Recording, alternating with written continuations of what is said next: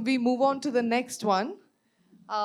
It is Murder in Mahim, and this will go on between 4 and 4:45. This session explores the intersections of crime fiction, emotion, and the city. Please welcome the much loved and the much awarded Jerry Pinto, author of Murder in Mahim, in conversation with author Samyukta Bhowmick. It has been such a fun day so far from a crime writing perspective. I mean, we have been wallowing in crime since morning with, alibis and dead bodies and whatnot. So it's really been quite fun. And it's about to get funner, I think, because with me we've got the inimitable Mr. Jerry Pinto. What does one even ask him? It's a cliche to say that you need no introduction, Jerry, but in this case, I think it really works. So I wanted to start with you have been so prolific. So I think you have not really started with crime. You've started with poetry, I think, and then M and the Big Whom was this kind of literary fiction, this moving treatise about family and mental health. You've done translations, you've done nonfiction, you've done so much. So before going into you as a crime writer, I wanted to ask, were you a crime reader? Like, what did you read, especially when you were younger? Oh, I was omnivorous. I read anything. I mean, I read the backs of envelopes. I read other people's mail. I read diaries. I read anything that was lying around. According to me, if you've written it, you mean it to be read. So don't pretend that you're hiding things. You're hiding stuff and whatnot. It's simple. So I read everything. And I remember the first time we ever bought a book was The Mousetrap by Agatha Christie, short stories. It's still at home. We bought it for the princely sum of 3 rupees 50 paise, a new copy, and it's still at home, a Signet classic. So I've read crime fiction all my life, and I read it kind of like Shampas just said that she doesn't like Kathy Reichs. I think Kathy Reichs is fine. I like Patricia Cornwell. I like take off all the bits and look and pull out little bits and stuff like that. All of it is great stuff. But there's kind of like what you might call entertainments and illuminations, right? So when you're reading, you read sometimes for entertainment and you read sometimes for illumination. Now, a very, very good crime book is an entertainment and an illumination too. So I would say, for instance, Midnight in the Garden of Good and Evil by John Berendt, entertainment and illumination. The Murder of Roger Ackroyd, very fun, lovely entertainment, but not to be taken terribly seriously. So that's a great segue into my next question, which is, for Murder in Mahim, which is such a great book. I mean, it just stands by itself as a crime story. You have all of the twists and turns. You have the kind of the really memorable detective and the memorable characters. But there's, of course, also a social narrative that's kind of going through it, right? It was set right after the repealing of Section 377, and there's a very strong theme of that running through. So for you, when you were writing it, how did you balance those two things? Or was there a particular driving force, or did you think about it primarily as a murder mystery and then add the theme afterwards? I'm sure you didn't, but how did you balance that? When 377 was read down by the Delhi High Court, there was a moment of general jubilation because we'd stepped out of that company of Syria, Iran, North Korea. All the bad boys had homosexuality on their list of crimes and on their list of sins. And let's not pretend that sin and crime are two very independent and different things. Your notion of what a sin is will define your notion of what a crime is. So crime, religion, sin, legal systems, they're all in bed together in one happy rat king of enjoyment. Okay? Enjoyment from the moral perspective. So when 377 was read down, I thought, yay, we've actually made one step forward. And then the Supreme Court, Lord love them, they're wonderful, honorable justices who have spent so much time thinking that they come up with the most incredibly beautiful arguments. And they said, no, 377 is back on the books. And so I went out and everybody was protesting. So I went out and protested too. And then there was a picture of me in the papers. And someone said, noted author Jerry Pinto at gay demonstration. And my entire family began to talk. Okay. He's not married, see? He likes colored kurtas, see? He does writing, man. They are all like that only in the writing business. Okay? It was like that. I mean, everybody was like, everyone had a lovely time. And then people would ring me up from time to time and say, you know, we saw in the papers and all, we saw your picture. And I'd say, I don't know. And they'd say, what do you mean you don't know? And I'd say, you're asking, are you gay? And I'd say, I don't know. I may not have just met the right man yet. You know. And when I do, who knows what might happen? And they say, you're very funny, huh? Like that he talks, he's sophisticated. Which in my family is a terrible insult. Sophisticated people are kind of, like, oh. Anyway, so I looked at all of this and I thought, like, and my family is generally a bunch of educated people, and God help us all, they're most of them teachers. So you can imagine what they're teaching. Anyway, so I thought should write about this, but if I had decided to say homosexuality is a perfectly normal thing and we should all be respectful of each other's choices, who would read it? Sophisticated people only. Okay? But everybody likes a good murder mystery, right? I mean, if you think about it, you have to just say tandoor murder, as Mr. Pereira did, and everyone thinks, that one, na? You know them, you have a whole stock of dead bodies in your head. We all like a good murder mystery because the murder mystery forces us to confront the elephant in the room, death. You're going to die. You don't want to think about this. But in a murder mystery, the dead body appears and, my God, it vanishes. It's suddenly just a set of clues. It's just a set of like possibilities. It's a story. It's not smelling. It's not about the great disruption of the social order that is caused when one person is murdered, when one life is cut short. So we go into the murder mystery armed with our fear of death and allow it to be defanged. So I thought that would be a good way to put in my social narrative and to say that, hey, we are all just looking for a little bit of tenderness. And in a city like Bombay, how precious is tenderness? How precious is the gentle touch of reassurance of someone who affirms you in body and in spirit in that moment of connection? And how can any government want to legislate this out of existence?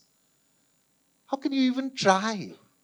Do you know that the only time that the blue whales were ever caught having sex, they were two male whales. Blue whales? Like, you up to that too, you sophisticated beasts? That's great. Thank you. I was just, I pulled up my phone because as I was telling you backstage, I did ask, as we all do nowadays, AI, right? Speak for yourself, sister. Before this session. But it came up with a very nice, and I thought this throughout reading your book as well, that whether he's capturing the tender eccentricities of domestic life or uncovering the dark underbelly of the city, Jerry's writing always manages to find the profound humanity at the heart of every story. I love AI. You gotta love it. I mean, it's like, that's exactly what I wanted to say. So thank you. No, but I do think it's true because you managed to write about the very dark, gritty side of, and I want to come to, by the way, Mahim as a setting, right? But you managed to kind of walk through it with a little bit of lightheartedness. I mean, again, as I told you, I love the character whose name was Jotin Perry that you put in, which is, of course, an anagram of Jerry Pinto. And so you could really see a lot of signs of you just having fun with it. And then your main character, again, I'll quote from Raymond Chandler. There's a very famous Raymond Chandler quote that says, "Down these mean streets, a man must go who is not himself mean, who is neither tarnished nor afraid." And that kind of reminded me of Peter Fernandez, right? Yeah. So and I wanted to ask you about your detective and the police as well, but how did you come up with that whole relationship and your main character here? Okay, to begin with, many things. One of them was that after M in the Big Home, everybody thought I should write about, I don't know, life after M, or do another book like that. And I've always believed that the only thing that you really need to strive for is freedom. You get to choose your shit, right? If you want to write another book, you want to write 10 books about what's happening in your life, that's what you do. I wanted to look at what is it like to have a really ordinary, loving couple. A man and a woman who've been together for 20, 30 years. You know, she smells of mint and coconut oil. He has to rush home because his bladder is not kind of like, holding up in the way it used to. So he has to cut a walk short because he got to go home and pee. I wanted those two characters to come into my fiction. And I want to see, what do you do when you're thrown a curveball because your son can't decide whether he might be gay or not, because had a very, very deep relationship with a young man who then became a woman. So is he gay or is he straight? No one knows. And then at the end of the day, I wanted to try and guide these two to the recognition that they love this little fellow anyway. They love him. And if he's gay, he's gay. If he's straight, he's straight. If he's severally twisted, he's severally twisted. As we are all probably severally twisted, given half chance and given some bravery and enough drugs. You know. I said, and the other thing that I also find fascinating is, what is the nature of male friendship like, really? I'm not saying, ye the city. Not that kind of epic where I will die for you friendship, but the kind of friendship that says you're very different. One person calls the other Peter. Jane Day in my head has never said Peter. He's always said Peter, because that's how he sees his friend. It's a Peter, okay? Well, if these two very different people, how do they get together? How do they, that bottle of RC between them, and RC is a general in the community, in the Roman Catholic community, RC is our national drink, RC Royal Challenge, RC Roman Catholic. It's cheap and it does the job, yeah? And it smells and tastes vaguely like whiskey also. That's all we need. Yeah. Sorry, this is not a hidden commercial for RC. I'm just saying, I'm fascinated by how people can be friends with each other. I wanted to throw all this in, and then I wanted to say that really our national epidemic is loneliness. If you think you're not lonely now, just wait 30 years. Till your children have abandoned you and gone to America, till your friends have died, till you're alone and sick and you can't go out anywhere. It's coming. It's there. It's another of those elephants in the room.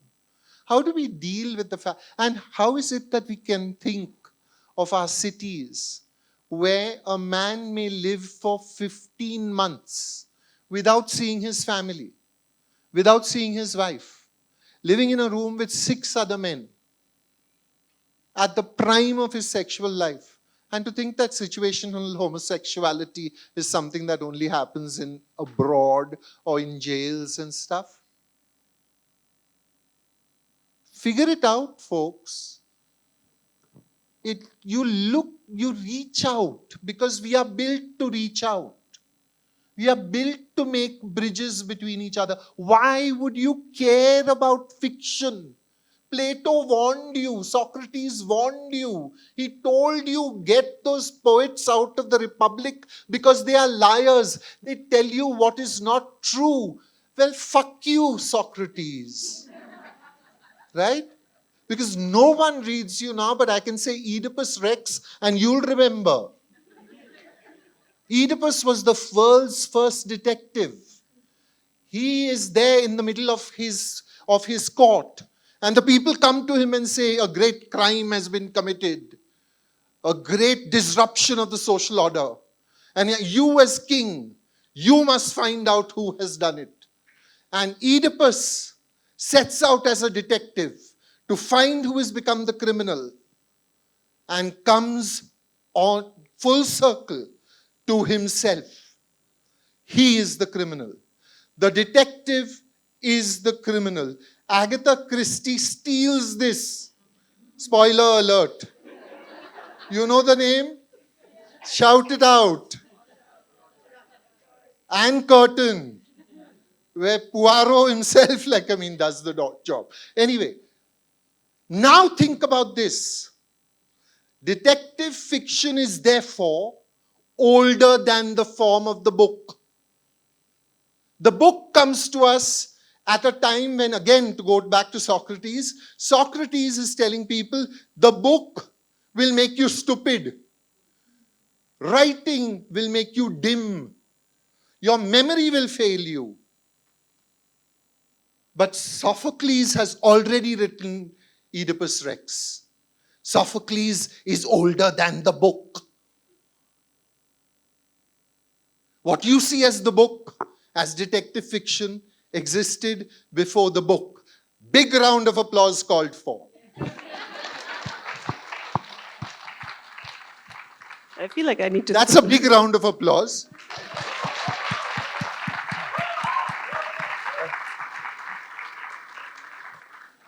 I feel like I should just throw away the rest of my questions, honestly.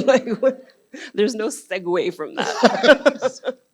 But I love that because, we were talking again before about how, should crime, because there is this whole discussion came up earlier, should crime have a social message? Because a lot of the time you are writing about things that are very current, that are very political, but, there's that whole dichotomy of should a social message be superimposed? And as you say, all writing is political in that sense, and all writing accomplishes that. So fundamentally, the detective novel bases itself on the possibility, and it is a very slim possibility, of justice. Right. Hidden in the corner of the room, one of the third elephants in that room, man, it's a freaking stable. Just elephants all over the place, is justice. Yeah. Right? And if justice is to be served, then we must believe in the justice system. Put up your hands if you believe in the justice system. This is the real problem that we are faced with as detective fiction writers or crime fiction writers. In our system, you can have a high-profile case where a young man pulls out a gun and shoots a bartender for not giving him a drink, and the bullet goes missing. Ooh. Sleight of hand, the bullet went missing. Which is why in Murder in Mahim, there is no involvement of the justice system. We don't believe in justice. Our system is unjust, and we are the beneficiaries of the injustice. Okay? And how did I discover this? I discovered this when I went abroad. I went with a whole bunch for 6 months to England for some fellowship from the British Council, tongue ting tong. And I took all my my cotton shirts, and I thought, I'm not going to iron shirts in London. I'm there to enjoy, London's great and manifold pleasures. So I thought I should find someone who will iron my shirts. So I asked a friend, I said, who can iron my shirts? She gave me a slight twisted smile, and she said, you want a shirt service, Jerry? And I said, yeah, well, if you call it that, then I want a shirt service, yeah. So she said, well, you're in Charing, in whatever, Old Compton Road or whatever it was. There's one round the corner. I went there and he said, to iron a shirt is 8 pounds. At that point in time, in Delhi, Mr. Bissell was willing to sell me a new cotton shirt for 480 rupees. I wasn't going to get this iron. I learned how to iron my shirts. And I learned how I became I was in India, the beneficiary of poverty. Every day, that same job was done for me by a Bihari young man who did it for 2 rupees. Same work. But his poverty makes him do it for 2 rupees. And the wealth of a British society gives the charge is now 8 pounds. If you live with this injustice, have you incorporated it into your life without thinking about it? Why is the criminal justice system something that you are worried about, when you are the beneficiary of an unjust system? How can we believe in the possibility of justice when it is denied every day to 90% of our country? I just finished a book on palliative care. India produces the largest amount of morphine in the world, legal morphine.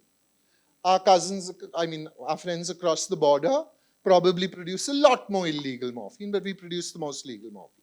What is the percentage of our nation that have adequate access to pain relief? 4%. Because we export all the morphine. And we earn dollars. We live with incorporated injustice. How is the detective novel to work? What is the expectation of justice? Big up round of applause for it.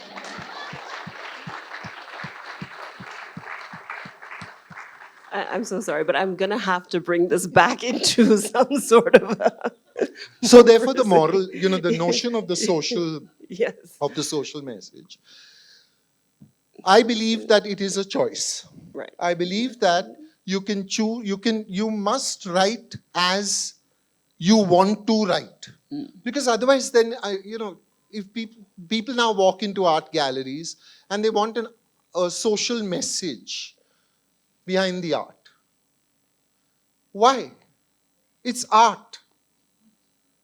The door itself is stopping any poor person from coming in. The price tag means that anyone who buys it is willing to spend lakhs and therefore has a lot more money than is probably good for them. Why would you want that to have a social message? But from the potato peelers onwards, from the time of, when we decided, we looked at Turner and said, not one poor person in Turner. He never painted a poor person. Right? We've decided that now we'll take poverty and question it in art galleries. Right. Like in art galleries, where the poor are so welcome. Right. Exactly. Not so, no? Really not so. How do you do this? So what is the next step? The next step is when you talk to the artist or you talk to the writer and you say, you have done this book on so-and-so poor people, what are you doing for them? Now apparently, writers are supposed to be government also. We are supposed to look after the poor. We are not just supposed to write about them, we are supposed to look after them as well. Yeah, or like the photographers who take pictures and like, well, did you do anything to help? It's like, no, because I would think if you choose to do something to help, yeah, sure, go ahead. Yeah. But it's not part of the job description. Absolutely. Okay? So in modern Mahim, I would think there is a very strong social message. I think the strong social message is, who do you hurt when you love? Right? That's the social message. Now, as I said in the beginning, I wrote the book because I had a social message.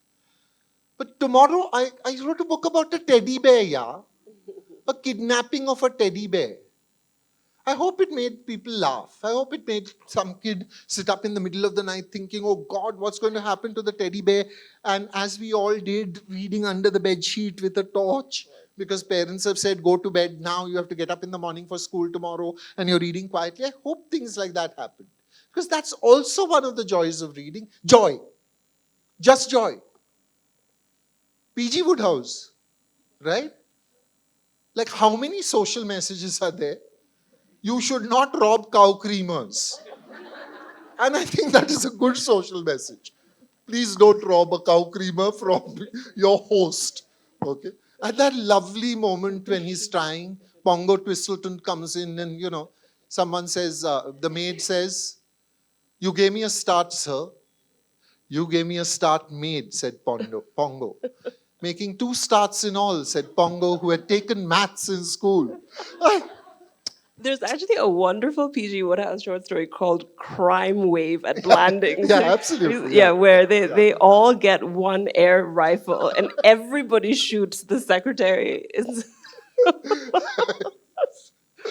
And I think the shooting of the secretary, that moment, The like efficient what, who Baxter. is he chosen? That efficient Baxter, he is the like the killjoy in the room who would be asking, "Where is your social message, sir?" All right. Well, I hate to switch gears, but I think we're all dying to get into that head of yours. So I will switch gears. Really? Yeah. Well, I mean, just as an academic exercise, not for any long period of time, right? But so a lot has been said today about research as well, and you talk about the police here. The police is it's a very nuanced depiction of the police without giving away any spoilers. Although this was, I hope that's okay because it's published a while ago. The police are complicit. So they're implicated. And as you say, no one has that much faith in our institutions. But the main character of Inspector Jende, he is a great guy. He's not corrupt. He's not. So how, like, first of all, did you do a lot of research? Also, a question came up earlier where someone asked, is it possible to write a crime novel without doing research? If you're still here, please come and see me afterwards because I did no research for my novel at all. So I am the opposite extreme. But everybody else here who spoke today seems to have done a crazy ton of research. And you believed all of them. Well, they're all journalists, it seems. So I did. Like Rudronil was talking about how he wrote about a metro journey, and he did the journey just to see like how long it would take. कहने में क्या है? No. I totally trust them. I mean, they probably did a lot of research, but don't believe. They're all fiction writers. Come on.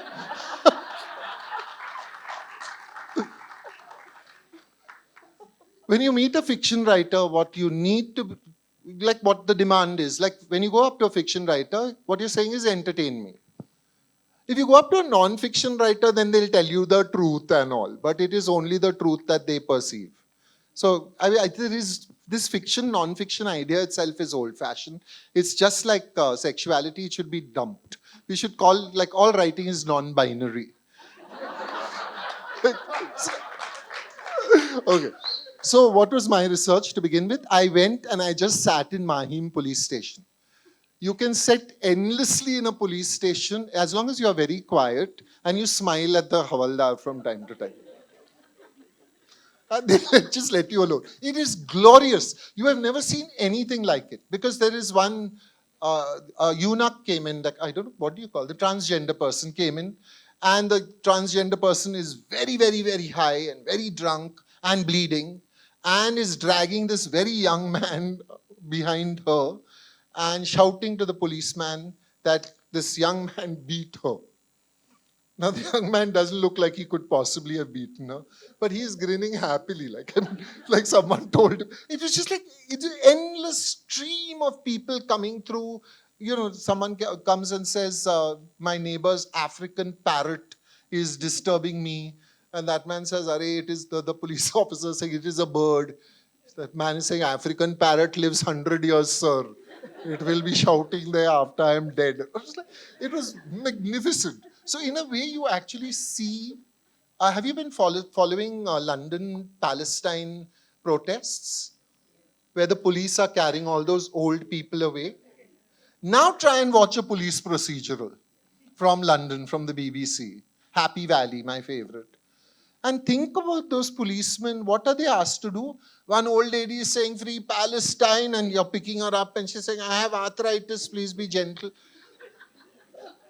It's like, what the police are sanitation workers in the moral world. Right? They just, you will never go to the police station and say, my son got 96%, sir. You want laddu? You will come and say, my son is taking drugs, so please beat that drug peddler, because my son is sweet boy. That drug peddler is the dirty fellow. This is what the police deal with every day. Now, how do you expect those police to be anything but what they are?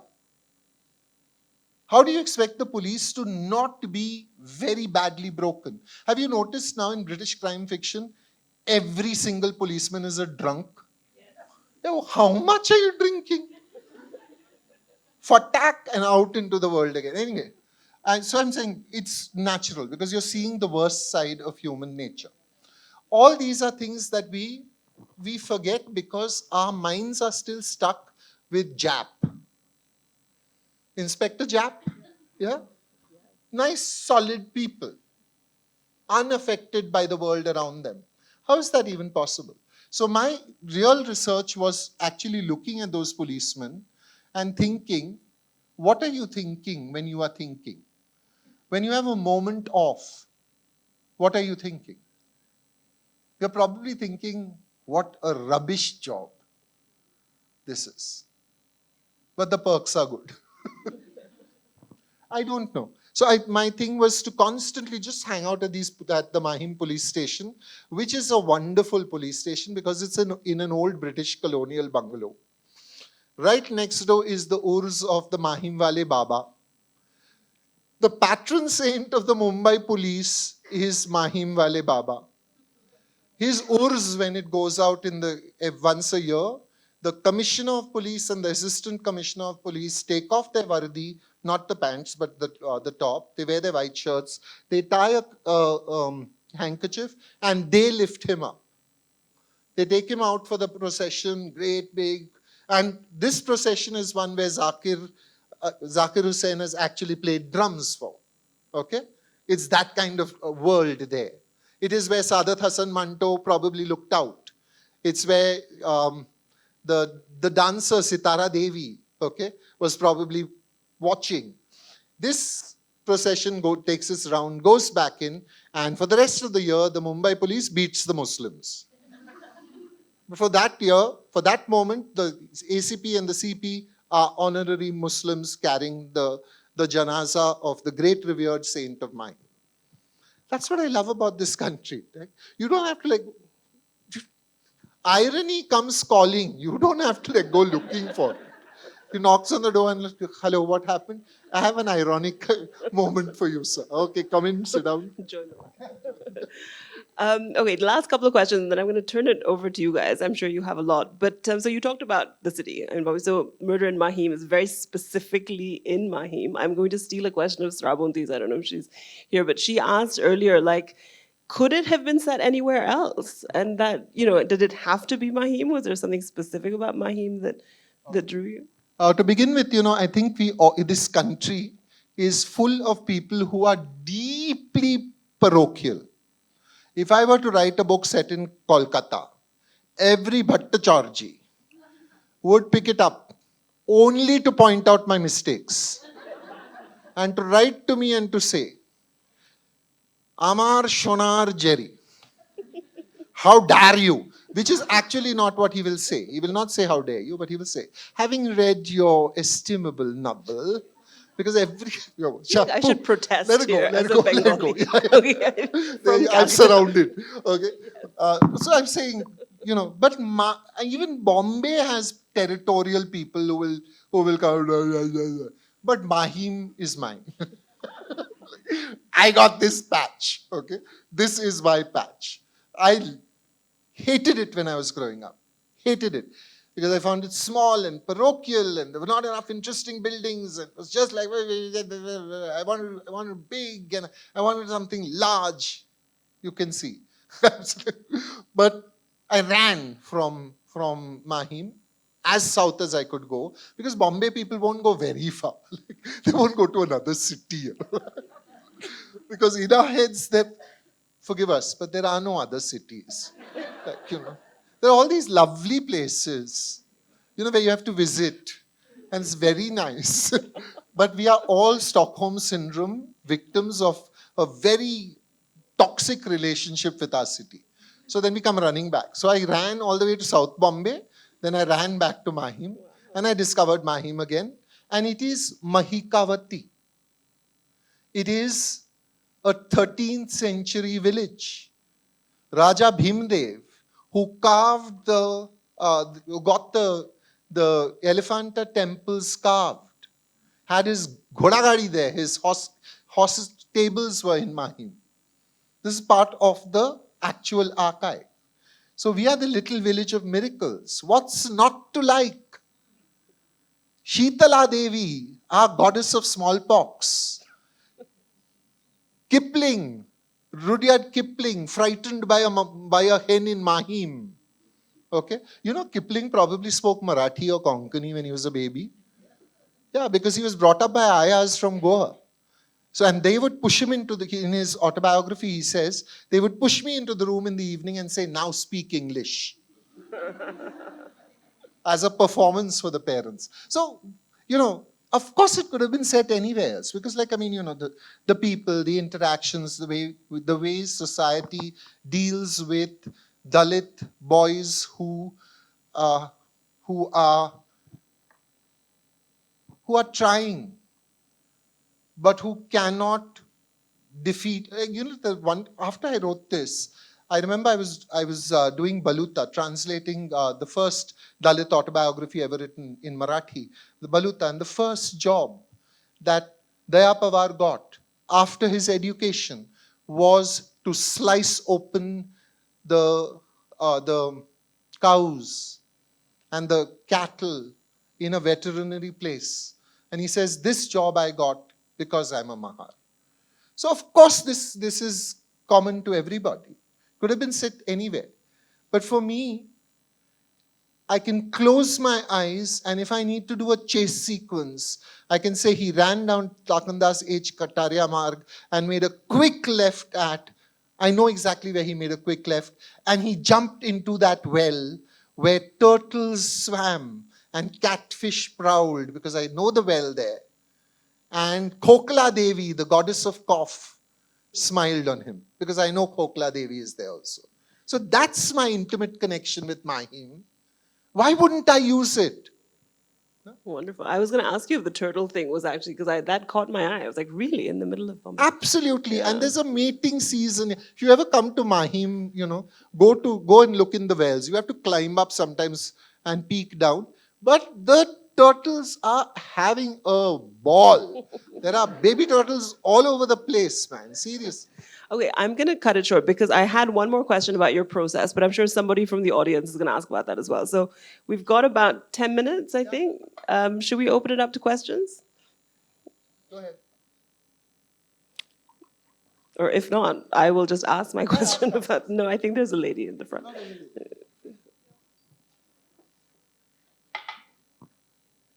Coming to see your face. But to give you the mic also. Take. That was really, really, really nice. Thank you very much. Of course we will. We have. No! Audiences laugh. They clap. Then they walk out. They buy coffee. And then they come and say, your books are so expensive. Can't get each other. I'm a Mumbai correct heart. I mean, supposed to say Mumbai, but yeah. But okay, one question I had is this. I read a lot like you, everything. And I've also been part of book clubs for the last, I don't know, Singapore, Dubai, Bombay, Bangalore. And one thing which I always find difficult is we want to read, but we don't want to read long books. We want to read historic fiction. We want to read, but this is, I'm like, I cannot make you read tweets or things. What do you do? Murder them. Agreed. Then write the novel. Murder in the book club. Make money on their dead bodies. Who is the next person? Yeah. Anyone with a question? There. I've got she's got a tank top. Sorry. Yeah, I think we spoke about a social message scenario, right? And you said it's a choice. You're not obliged to do it. Yeah. But I feel as a writer, you have a very strong voice. Yeah. And when you put in a social message, you are using that voice also very responsibly. So I know it's not obliged, but I feel like it's a good to have. Absolutely. You said it perfectly. I wanted to ask your opinion, but... You know, every one of my books has had a social message. Why do you think I wear kurtas?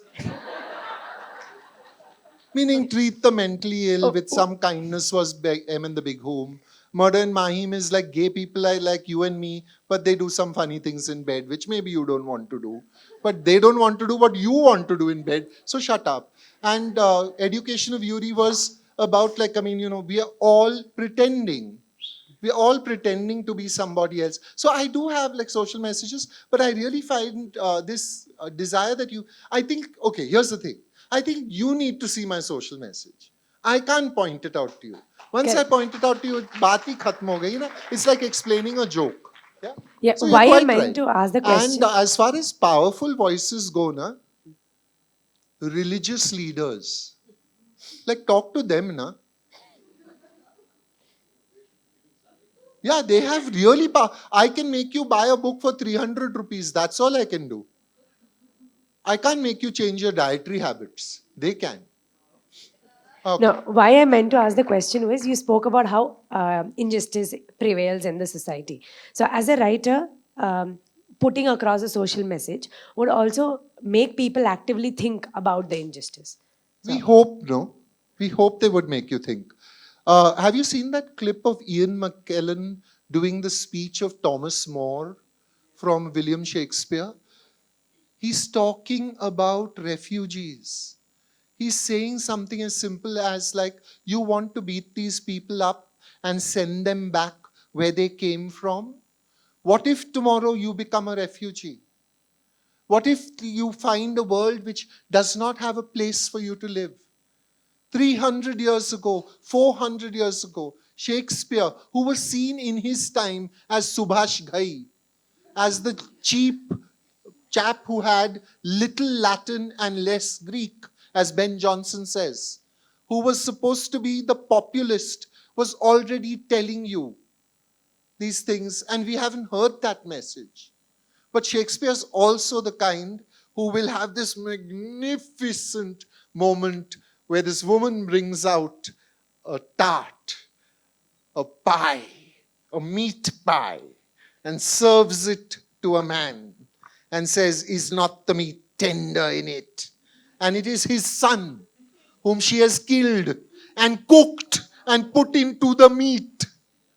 Tandoor murder in Elizabethan England. Chalo. I feel like we might have to wrap. Is there time for one more question? I hope, please, somebody ask him about his process, because I cannot imagine Jerry sitting in front of an office desk. I actually wanted to ask just that. Like, how do you know when it's done? Actually, you don't know when it's starting, right? Like Education of Yuri, there was one moment, when suddenly we were told all the publishers were all getting chivi and saying, oh my, everyone is reading, young adults are reading, we need to do young adult books. And someone rang me up and said, do you have a young adult book? And I thought, yeah, like shop mein pada hai, main dekhta hu idhar. Hai kya kuch? It's stupid, but anyway, that's publishing for you. And so I said, okay, I could think about writing it. And I was thinking about it. And I had suddenly had this very strong moment of me going to college. At the age of 14, I went to college, long story, praying for a friend. I wanted one friend. And I said, I just actually prayed for it. I said, whatever else this college thing does, I want one person because I want to know what friendship is like, what it feels like. I'd read so much about it, but I want to know what it was like. Okay? And I made that friend, and it was glorious. For 2 years, that friend, he and I were just like, it was everything I thought friendship would be. And then we came back to college, and he wandered off and became someone else's friend. Because I was supposed suffocating him because I had only one friend. I wouldn't talk to anybody else. And he wanted to talk to other people. And it broke my heart. It really broke my heart. And wasn't in love with him. I was in friend with him.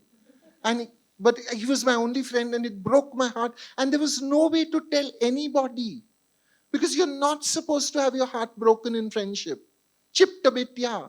Scratched and scraped, yeah, but not broken.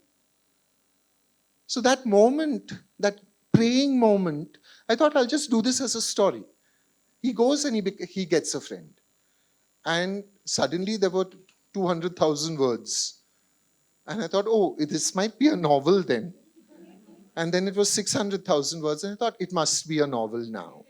right? And then I cut it down, etc., etc. And by the way, meanwhile, everyone lost interest in young adult because it was discovered, that the big surge in young adult thing was The Fault Is in Our Stars by John Green, where two young people do tussum tussum. They actually get to have sex in a young adult novel because both are going to die of cancer. Ooh. So one kid read it and said, hey, there's one library novel in the library. They do it, yeah. And everyone said, fuck off. They do it, meaning like he puts it in her. And that other person said, yeah, actually, page 272. You look. Okay. On that note, before we get arrested by the morality police, thank you, Jerry. Thank you for attending the Jerry Show. Hope you guys had a good time.